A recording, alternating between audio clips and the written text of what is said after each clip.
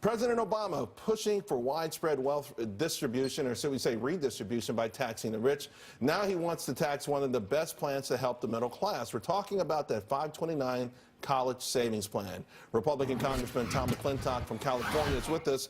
Congressman McClintock, the rationale behind this seems so nuts in my mind. It almost goes against every selling point for establishing this in the first place. I'm glad you're standing up to it. Tell the audience exactly what's at stake here.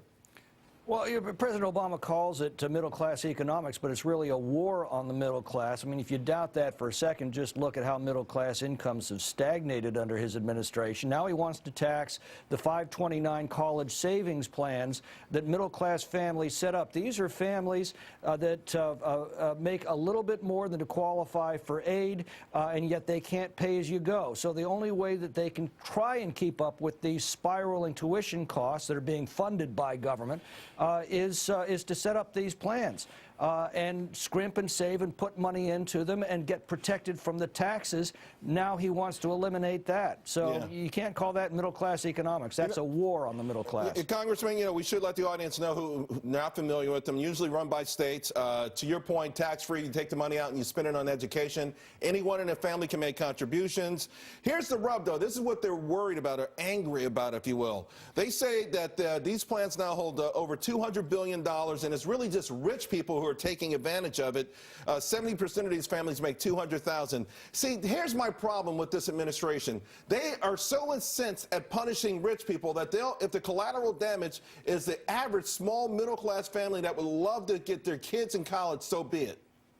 Well, actually, slightly more than half of these plans are owned by families that make under $150,000. As I said, those are the families that don't qualify for aid, but they can't afford to pay as you go. That's why these plans are so critical to them. That's the only way they can get their kids into college, and that's what the president's planning to take away. This is the left continuing its penchant for picking winners and losers.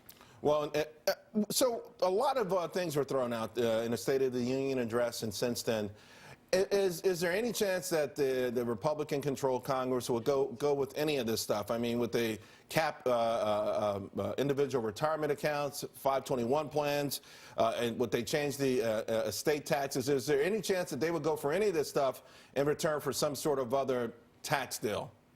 Well, that's the tragedy of the whole State of the Union message, Charles. Look back 20 years ago. Bill Clinton was in exactly the same situation as Barack Obama is in now. His policies weren't working. They had just been overwhelmingly repudiated at the polls. Clinton was facing the first Republican Congress in 40 years.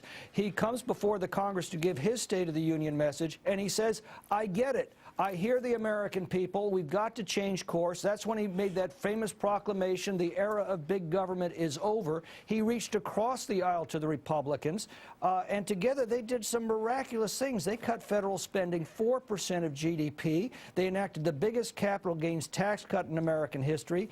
They, in Clinton's words, ended welfare as we know it, turned in budget surpluses, and the result was the economy absolutely blossomed, and Bill Clinton secured a place in history as one of the more popular presidents of our age. That proven model was right there for Barack Obama to use, and instead he squanders it. And that was the only way I think he's going to be able to salvage the last 2 years of his failed presidency. Well, or maybe the message is that I want my legacy to be great amongst environmentalists, amongst progressives, amongst the left. That's who I'm in this for, period. Bottom line, in the era of big government, it's just beginning. Well, the American people have spoken on that in the 2014 election, and that's why they elected the biggest Republican majorities in both the House and the Senate since 1928. So history's already being written, and it's not going to be kind to him if he continues down this path. All right. Thank you very much.